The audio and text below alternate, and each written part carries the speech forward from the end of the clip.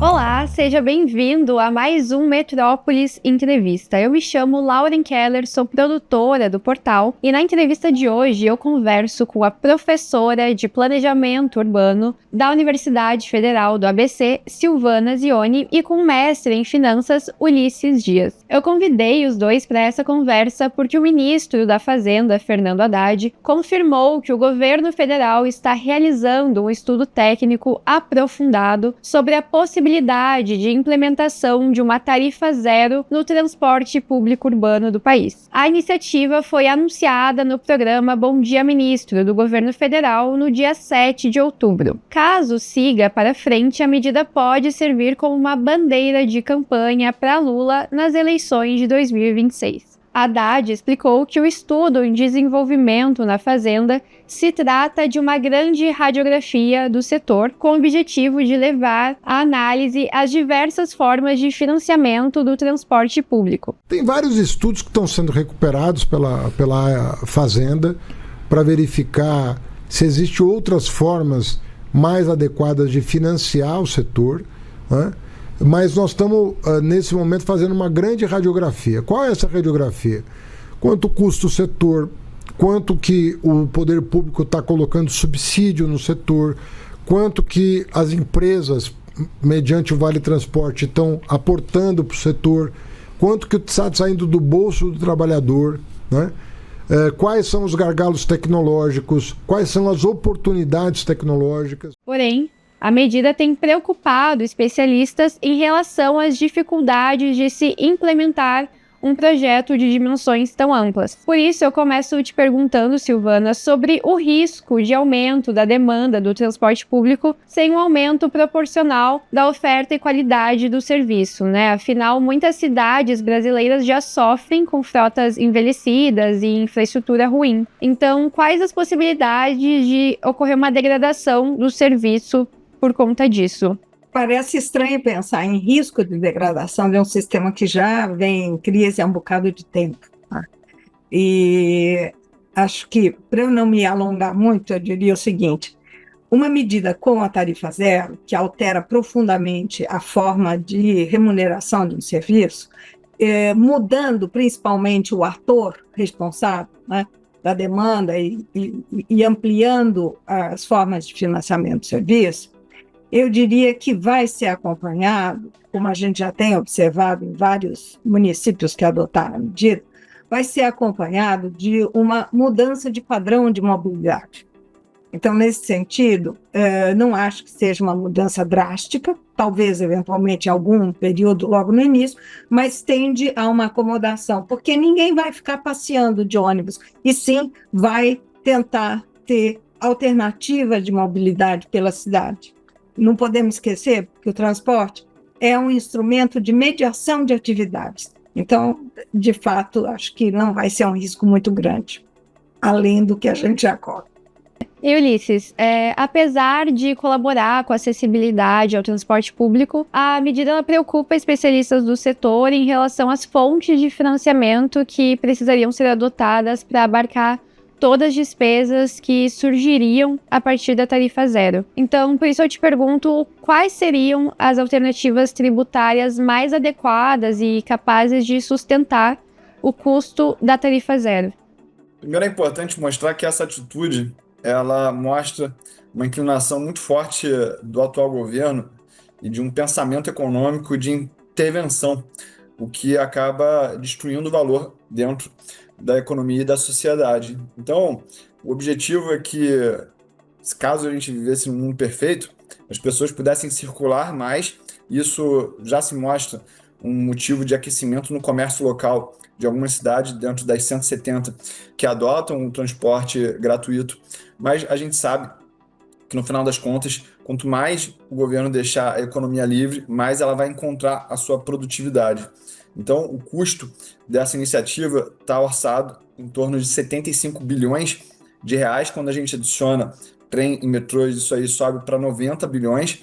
Isso é mais uma forma de transferência de renda dos mais ricos para os mais pobres. Quem vai financiar isso é exatamente as pessoas produtivas dentro da nossa sociedade. O entendimento que a gente precisa ter é Será que as agências reguladoras vão ter capacidade de manter a qualidade desse serviço? Será que isso vai gerar realmente um ganho para a sociedade? Ou vai ser só mais uma plataforma política para o governo tentar, o que provavelmente vai conseguir a próxima reeleição?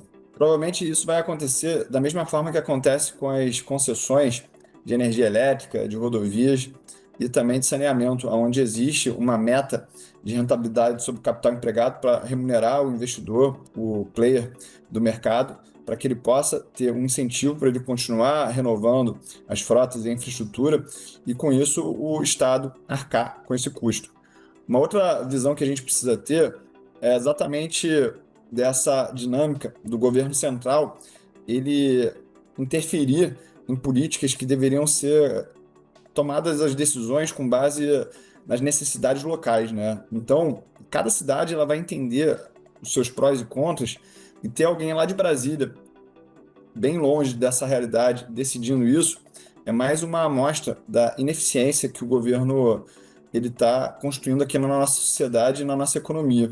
Eu gostaria de discordar Por favor, antes da próxima pode falar. pergunta. Porque me parece que essa visão de que o transporte urbano se realiza no local exclusivamente, Francisco, eu acho que está um pouco equivocada. Porque, tanto pelo padrão da nossa urbanização, onde hoje você tem um padrão, talvez, de uma rede de cidade mais complexa, um tipo de ocupação das áreas não urbanas também, que demanda essa mobilidade, e que essa visão de que o transporte é exclusivo do local, ela é contraditória com a própria lógica do transporte, né? Então, nesse sentido, o protagonismo maior da União nas definições políticas do transporte, e são políticas econômicas, inclusive, do transporte, especialmente pensando, são necessárias, especialmente pensando nesse momento de transição de paradigma até energético, né? Quer dizer, o Estado e a União é fundamental para definir parâmetros da política de substituição do modelo a carbono para o modelo elétrico. Eu acho que não se trata de intervenção, mas de uma participação muito mais proativa. Bom, e para a gente finalizar, eu queria retomar numa questão que o Ulisses comentou antes. Eu gostaria de saber se vocês enxergam esse estudo como algo realmente viável de ser implementado até 2026, quando o terceiro mandato do Lula se encerra, ou se o anúncio de um estudo de tarifa zero deve ser explorado mais como bandeira de campanha visando a próxima eleição. Deixa eu só tocar aqui no ponto que ela trouxe. Então, a gente deveria ter uma tarifa mundial de transporte. Você mesmo está sendo contraditória quando fala isso, porque você falou que na Amazônia é de um jeito, no norte do outro, aqui no sudeste é de outra maneira. Os municípios, os estados deveriam ter a sua autonomia de decidir quem é que vai pagar. E aí, cada um decide o que faz. Esse modelo aí é muito fragilista. Então, se a gente toma esse tipo de decisão, a gente está cada vez mais distante de um modelo bem-sucedido como na Suíça, e é por isso que cada vez mais a gente está distante de uma sociedade mais próspera, né? Mas, voltando aí ao assunto, desculpa aí, só o direito de resposta aqui, tá? Claro, eu tinha questionado sobre se vocês enxergam que esse projeto ele realmente pode ser implementado até o próximo ano, que é quando o governo Lula se encerra, né? Ou se vocês enxergam mais como uma bandeira de campanha pensando na próxima eleição. Acredito que é uma bandeira de campanha, não vai ser implementado exatamente porque é uma complexidade muito grande para se chegar numa resposta. E eu acredito que o governo ele já tem outras ferramentas para conseguir angariar esses votos aí. Então, o presidente Lula é muito habilidoso politicamente, então ele dá o juro alto para quem é rico, ele dá o Bolsa Família para quem é pobre, e agora está dando reforma de casa para a classe média, ou seja, ele já vai conseguir já angariar os votos necessários para se reeleger, talvez até em primeiro turno, e com uma direita apagada como a gente tem aqui no Brasil, que ele posiciona, fica mais fácil ainda ocupar esse espaço.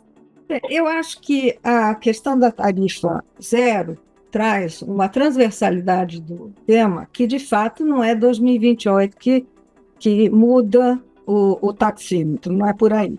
Acho que a importância desse estudo é incluir novos atores que já estão, inclusive, no Congresso Nacional, sendo avaliados em termos do novo marco regulatório do transporte urbano, que é uma lei desde 2012 e que está sendo reformulada. Tem implicações do ponto de vista da política energética importante, e também acho que tem implicações do ponto de vista da gestão pública, mesmo em termos de rever essas responsabilidades. Existe uma proposta de emenda constitucional da ex-prefeita Luísa Erundina, chamada de SUM, Sistema Único de Mobilidade, onde se recolocam as atribuições da esfera regional e federal. Acho que é uma conversa importante de já estar na pauta, mas ela é de longa, de uma estratégia mais longa. Sim, com certeza. E essa conversa, tenho certeza que vai ajudar muitas pessoas a entenderem melhor sobre esse assunto. Eu conversei com a professora de Planejamento Urbano, a Silvana Zioni, e com o mestre em Finanças, Ulisses Dias. Muito obrigada pela participação de vocês.